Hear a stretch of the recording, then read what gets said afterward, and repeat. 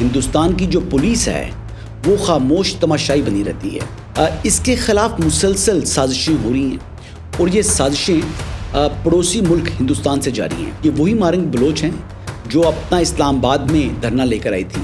انہوں نے کافی نرم لہجہ رکھا ہے مارنگ بلوچ کے لیے. یہ اپنے آپ کو مظلوم بلوچ ظاہر کرتی ہیں اور سنی اتحاد کونسل کو بھی کوئی نشست نہیں مل سکتی. لیکن میں اس سارے معاملے کو کہتا ہوں کہ یہ غلط تھا. غداری کی جو سزا ہے وہ بڑی مختلف ہوتی ہے.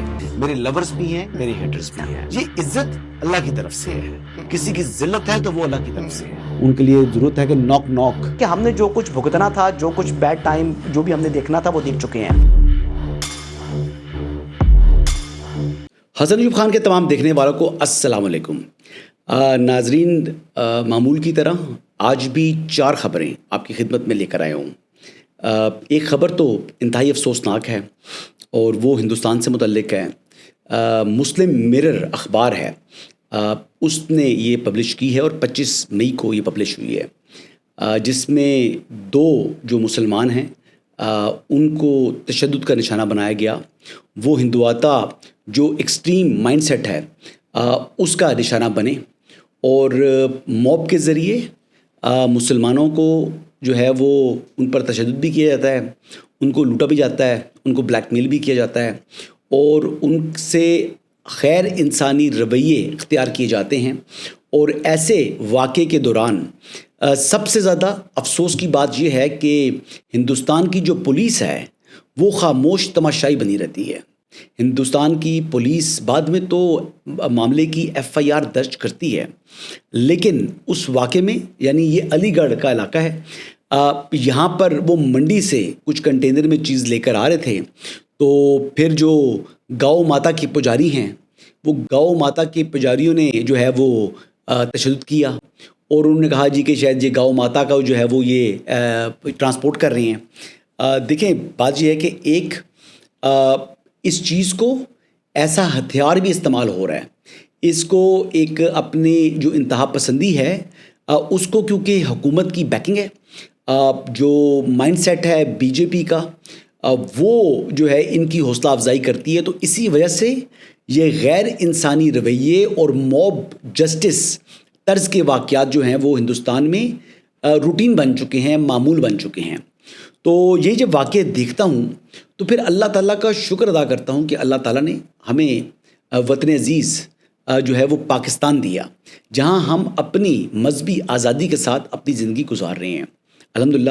اور پاکستان جو ہے، لیکن یہ پاکستان جو ہمیں بڑی کاوشوں سے، بزرگوں کی قربانیوں سے ملا، اس کے خلاف مسلسل سازشیں ہو رہی ہیں اور یہ سازشیں پڑوسی ملک ہندوستان سے جاری ہیں. ہمارے پڑوسی ملک نے، کیونکہ آپ نے دیکھا کہ اپنی کچھ پراکسیز پاکستان کے اندر جو ہیں وہ یہاں پر رکھی ہوئی ہیں، ان پراکسیز کے ذریعے وہ ان کے مختلف چہرے ہیں. کوئی سوشل ایکٹیوسٹ کا چہرہ ہے، کسی کا ملیٹنٹ کا جو ہے وہ چہرہ ہے، کسی کا پولیٹیشین کا چہرہ ہے. اور وہ پولیٹیشین کا چہرہ جو ہے نا، وہ ہمیشہ اس تاثر کو ظاہر کرتا چلا آ رہا ہے کہ جی وہ ہندوستان کے ساتھ ہینڈ ان گلو نہیں ہے. بہرحال وہ جو شخص ہے وہ میرے خیال کے مطابق، جو میرا اپنا انالیسز ہے اس کے مطابق، وہ 100% انڈین را جو ہے اس کے جو اسکرپٹ ہے اس کے اوپر وہ کام کر رہا ہے. بہرحال جی، مین بات کرتے ہیں آج مارنگ بلوچ صاحبہ کی. یہ وہی مارنگ بلوچ ہیں جو اپنا اسلام آباد میں دھرنا لے کر آئی تھی. یہ وہی مارنگ بلوچ ہیں جو گوادر تقریباً 20,000 کا مجمع لے کے گئی تھی. ہیں تو بے روزگار، لیکن 20,000 لوگوں کو بٹھاتی بھی ہیں، 3 وقت کھانا کھلاتی بھی ہیں، بسیں، ٹرانسپورٹیشن، جنریٹرز کے لیے فیول، یہ چیزیں، یہ وسائل کہاں سے آتے ہیں تو بے روزگار ہیں. لیکن کیا ہے جی کہ یہ تمام کی تمام چیزیں مینیج کر لیتی ہیں. پھر جب جعفر ایکسپریس کا واقعہ ہوتا ہے، جعفر ایکسپریس میں مارے جانے والے دہشت گردوں کی لاشیں ریسیو کرنے ہاسپٹل پہنچ جاتی ہیں. یہ سوشل ایکٹیوسٹ کا چہرہ ہے. آج مارنگ بلوچ نے ایک ٹویٹ کیا اور اس ٹویٹ میں انہوں نے رسپونڈ کیا DGISPR کے ان الفاظ کا، ان خیالات کو جو انہوں نے حالیہ سیکرٹری داخلہ کے ساتھ جو اپنی پریس کانفرنس میں کی ہے. تو میرے خیال سے ہر ایک لفظ جو DGISPR نے کہا وہ سچ ہے، اور میرے خیال کے مطابق انہوں نے کافی نرم لہجہ رکھا ہے مارنگ بلوچ کے لیے. یہ بہت کچھ ڈیزرو کرتی ہیں. دیکھیں، ملک کے ساتھ غداری جب ہوتی ہے نا، تو غداری کی جو سزا ہے وہ بڑی مختلف ہوتی ہے. یہ وومن کارڈ پلے کرتی ہیں، یہ اپنے آپ کو مظلوم بلوچ ظاہر کرتی ہیں، لیکن یہ نہ مظلوم ہیں اور نہ ہی یہ کسی طریقے سے کسی قسم کی رعایت کی جو ہے وہ مستحق ہیں. یہ خاتون پاکستان کے اندر فساد برپا کرنا چاہتی ہے. یہ خاتون ہندوستان کی جو خفیہ ایجنسی ہے را، اس کے ایجنڈے کو تکمیل تک پہنچانا چاہتی ہے. تو میں تو اس خاتون سے میں تو دیکھتا رہ گیا کہ واقعہ خزدار کا واقعہ ابھی ہوا، جہاں پر معصوم اسکول جانے والے بچوں نے شہادت جو ہے ان کی ہوئی ہے، متعدد زخمی ہوئے ہیں. کیا آپ نے کوئی مذمتی ٹویٹ دیکھا مارنگ بلوچ کا؟ یہ اتنا بڑا واقعہ ہوا. اسکول بس میں تقریباً 50 کے قریب جو ہے وہ مسافر تھے، جس میں ننھے پریاں ہمارے بچیاں جن کو میں فرشتے کہتا ہوں وہ سوار تھے، اور وہ شہید ہوئے اور کچھ زخمی ہوئے. تو کیا اس نے کچھ ایسی بات کی؟ نہیں کی. تو اس بات سے یہ جو کچھ ڈاٹس آپ کنیکٹ کریں تو آپ کو کچھ زیادہ انفارمیشن کی جو ہے وہ ضرورت بھی نہیں ہے. یہ تو اتنی بیڈلی ایکسپوزڈ ہے یہ خاتون کہ میرے خیال کے مطابق اس کو سپورٹ کرنا گناہ کبیرہ ہے. ہاں، مجھے یقین ہے کہ میرے ایک بھائی سے متعلق آپ یہ بات کریں گے کہ وہ کافی زیادہ ان کو کرتی ہیں، لیکن اس پر مجھے کافی لوگ جو ہے نا یہ سوال کرتے ہیں جب میں ٹویٹس کرتا ہوں تو میں اس سے متعلق کبھی بات نہیں کرتا، کیونکہ ہی از ویری ڈیئر اور میرا بہت اچھا تعلق ہے آج بھی اس سے عزت اور احترام کا. اگلی تیسری خبر ہے وہ اب ڈومیسٹک خبر پر آتے ہیں جی. 2 خبریں ڈومیسٹک ہیں مزید. ایک خبر تو جو ہے مخصوص نشستوں والا کیس چل رہا ہے، اب ریمارکس آ رہے ہیں، اور اب یہ دیکھا جا رہا ہے کہ کس طریقے سے جو نشستیں ہیں یہ ہماری معزز سپریم کورٹ کے معزز جو ہے ججز 8 نے یہ فیصلہ کیا کہ 185 کی اپیل تھی جس کو ڈسمس کر دیا، اور ساتھ جو ہائی کورٹ کا آرڈر تھا اس کو بھی سیٹ اسائڈ کر دیا. تو یہ ایک تاریخی جو ہے وہ فیصلہ تھا، جو اس کو میں کہتا ہوں کہ جس کا جو ٹھکانہ ہے وہ ردی کی ٹوکری ہے، کیونکہ وہ آئین پاکستان سے متصادم ہے، وہ آئین کے برخلاف ہے. اس فیصلے میں سپریم کورٹ کے ان 8 معزز جو ہیں ججز نے، انہوں نے اپنے اختیارات سے اور آئین پاکستان سے انحراف کیا. اور میرا خیال ہے کہ یہ فیصلہ مخصوص نشستوں والا کہ یہ نشستیں PTI کو ملیں، یہ برقرار نہیں رہ سکتا آرٹیکل 51 کی روشنی میں. 1 دوسری بات یہ ہے جی کہ سنی اتحاد کونسل کو بھی کوئی نشست نہیں مل سکتی، کیونکہ سنی اتحاد کونسل نے اپنی فہرست الیکشن کمیشن آف پاکستان میں جمع نہیں کرائی، اور ان کے اپنے جو لیڈر ہیں انہوں نے بھی PTI کے جو ہے وہ ٹکٹ یعنی آزاد انڈیپینڈنٹ الیکشن لڑا. تو وہ بھی پولیٹیکل پارٹی نہیں ہے جی.